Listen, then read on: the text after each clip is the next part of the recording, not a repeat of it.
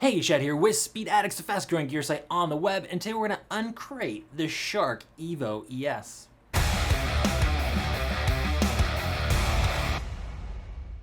What's up, Speed Addicts fan? Before we dive into this new Shark helmet, do us both a favor, subscribe to the Speed Addicts channel. We're always getting first look at the latest gear coming your way. If you subscribe, that way you won't miss out. Also, if you'd like to support us here at speedaddicts.com, you can do so by shopping with us, and we would appreciate that. We make it real easy. There's going to be a link in the description below that'll get you right over to the Shark Evo ES Helmet. And while you're over at speedaddicts.com, feel free to shop for any other parts or gear you might need for your next two-wheel adventure. So, Shark helmets, been around for a long time. If you're not familiar, they are a high-quality producer out of Europe. They make an excellent product and it's a little bit different. I think folks in the US have slept a little bit on Shark, and I think that they should reconsider. One big reason, if you haven't looked at Shark lately, to reconsider is that they're actually the same, or they've actually gone through an acquisition. The same parent company now owns Shark and Troy Lee Designs and Nolan Helmets. We think there's going to be some really cool synergies there. I think there's going to be some awesome designs and graphic colorways coming out on Shark helmets, thanks to that Troy Lee collaboration. So keep your eyes peeled.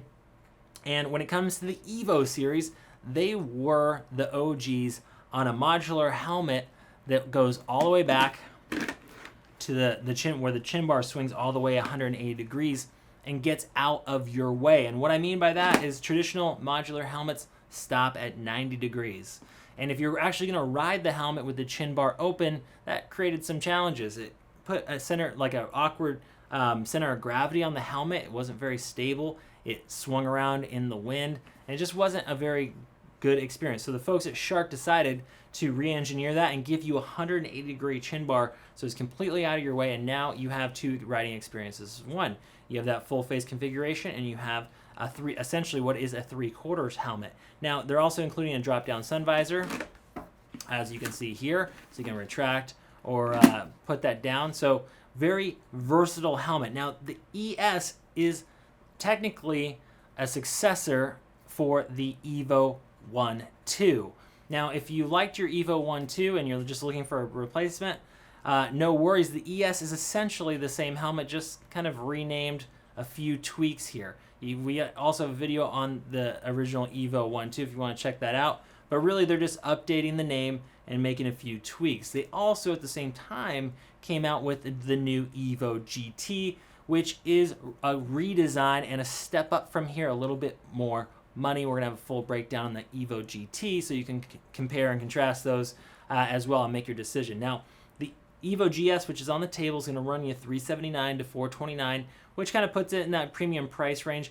There are a few other brands who have decided to follow Shark in this format and make a 180 degree flip up, and most of them are kind of right around that price point. This is a polycarbonate shell. One of those synergies when they joined forces with Nolan is that they have access to a really high-end polycarbonate material that is Lexan based as opposed to ABS. And the cool thing about Lexan is that it can allow a lot more flex, and they can fine-tune the rigidity of the shell to absorb and just distort in just the right way so that less energy is transferred into your noggin in case of an impact. Weight, 3 pounds, 10 ounces, or 1,615 grams, making it pretty damn lightweight for a modular helmet. When you pick this helmet up, it does feel nice and light. In the United States, it will only carry that DOT homologation. Intermediate oval on the actual fit, or the shape of this fit. 2 shell sizes, extra small through to extra large. We found the Evo ES to run true to fit. Go by the Shark sizing chart that you're going to see over at speedaddicts.com. You should be in good shape. But in case you have any issues, you really should be buying your helmets here at speedaddicts.com, because we're going to give you, that's right, no cost returns. We don't nickel and dime you like those other guys. If the helmet does not work out for any reason, assuming it's brand new in the original packaging, we're going to cover your return label. Just a few clicks at speedaddicts.com. You'll get that free shipping label, and you can get it same-day store credit. You can exchange it, whatever you need to do. We're going to treat you like family. To qualify, all you have to do is live in the lower 48 states. Okay, back to the Shark Evo ES. Let's talk about the ventilation. So you're going to notice up here in the crown, we have 2 ram air ducts that are going to force cool air into the helmet. Of course, if the built-in ventilation is not enough for you with the modular format, you're always going to be able to flip that chin bar and get a ton more air if you need to. Now, down in the chin bar, you do have kind of your standard chin bar vent switch, kind of a paddle switch here. That's going to put more air into the cockpit and up on the face shield. When we flip around and check out the ventilation, you're going to notice there really isn't a lot of it or any exhaust ports on the back. So, like I said, if the going gets hot, you're going to want to flip up that chin bar, but of course, that is kind of the point. You notice this air diffuser in the back here. It's going to keep the helmet stable, and it's designed to flow air over that chin bar if it is in the back here and give you a smooth, quiet ride. The face shield. Shark always has killer optics. We have anti-scratch, anti-fog VZ150 visor model. I don't know why we're giving you the model number, but now you have it. So they're not using a pin lock insert. The face shield now, unlike the Evo 1.2, they moved away from the pin lock. And apparently on the Evo 1.2, the clearances were a little bit tight, and that could cause some trouble for some folks. So they moved to just a fog-treated face shield. Now, if fog is a huge issue for you, pin lock is always going to be best, in my humble opinion. You're probably going to want to upgrade to the Evo GT, where it does come with a true pin lock. But for most of us, unless you're living in that Pacific Northwest or you hit a lot of foggy environments, the fog treatment on this is exceptional, and you don't have to fuss or worry about installing an extra layer or an extra pin lock insert here. So just a fog treated shield from the factory. Now you're ready for a variety of lighting conditions because you do have this internal drop-down sun visor. Shark's drop-down sun visors are always really nice. They're well engineered. They're not clunky. They don't rattle around. Nice smooth action, and they do a good job of always placing those actuators up on the top of the helmet so they don't interfere with your communication system. Other brands will put the slider down the bottom edge, and now you have a problem when it comes to mounting a universal comm system. And so that is cool. So interior drop-down sun visor ready to go. Let's show you exactly how this the actuator works on this chin bar, which is kind of the star of the show. So you have a button down here.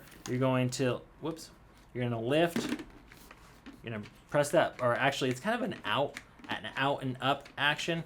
And that's going to, even if the visor, the face shield is in the down position, this chin bar lift will push it up out of the way, so you don't have to do two motions. You can do one motion, and this elliptical hinge right here is going to swing that to the back. Now, what I'm told is that the cable system and some of the engineering has been redesigned in the ES over the 1.2 to make subtle improvements and make the action a little bit better. Now, the GT helmet I mentioned before is a completely redesigned hinge to be even smoother than this. So when you want to swing it back up over the helmet, you're just going to lift on that. It's real easy. There's no button to hit or anything. You can do it blind.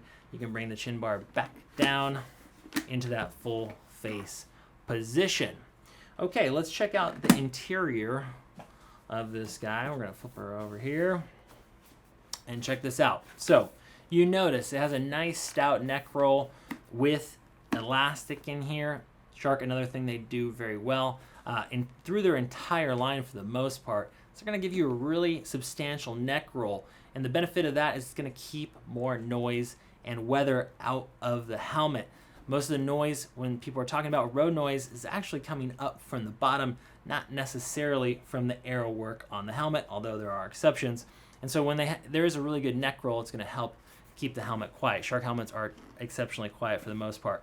Now, they're also giving you a chin curtain, which is retractable and has a weird blue pole on it here. So this is like, it's magnetic, so it's meant to be concealed. If you don't want to run it, it will stay put there because it has a magnet built into it. And then when you want to grab it and deploy it after you're already in the helmet, so you're not contending with that on the way in.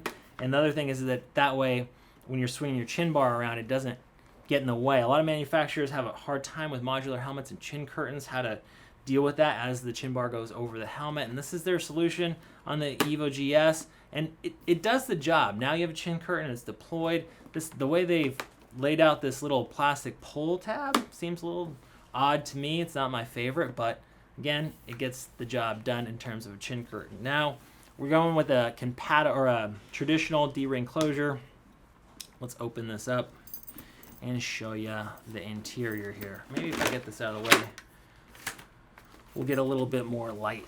So you can see we have antimicrobial, moisture wicking liner, which is pretty nice. I'd call it middle of the road in terms of interiors go. I've seen nicer ones from Shark, and I've seen lesser ones. It does have a nice micro suede kind of terry on the chin strap here, so it is a nice, comfortable place to be. If we pull the cheek pads out of the way, you will see that there are tiny speaker pockets. They're not really going to accommodate larger speakers, so I mean, you will be able to get it done with one of those pucks that you get in your universal mounting kit, but they could use some larger recesses for the speakers. They're just a little bit on the small side.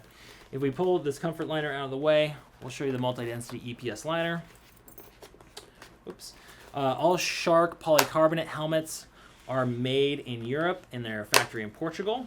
So they're one of the last brands that are still actually manufacturing a lot of their helmets there in Europe, which is a cool thing.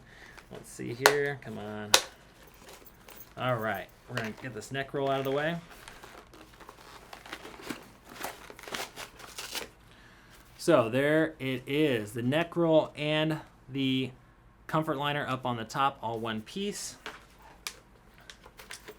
With that out of the way, you can see some ports and some channels on that multi-density EPS liner. Now, it does appear that this is also ready to receive their Shark Tooth intercom. You notice this extra, whoops, let's see if I can show that to you. That extra little piece of EPS, that little loose tooth in there. If you're gonna run their Shark Tooth kit, you can install it right there. You just gotta pull that out of the way and you're ready to go. And like I said, there is clearance to mount whatever Bluetooth universal kit you wanna put on here. So Shark created the format. When it comes to these 180-degree flip-up helmets, this is their patented system. It swivels real nice. All the action and on this chin bar feels real good. Their face shield's always excellent. Quiet helmets, great neck roll, and the coup de grace is a 5-year warranty, which is really important when you're talking about helmets with so many moving parts, drop-down sun visors, modular chin bars. I really like to see a healthy warranty. Full 5 years is pretty sweet. That does it for the Evo ES helmet from Shark. If you still got questions, our rider support team is standing by over at speedaddicts.com, where you can always talk to a human over the email, live chat, or phone support. If you still got an Evo 1-2, looking to upgrade, or you already have one of these ES helmets, drop us a comment in the section below and inform the community they want to hear from you. That does it for today. We'll see you next time to find out what's in the crate.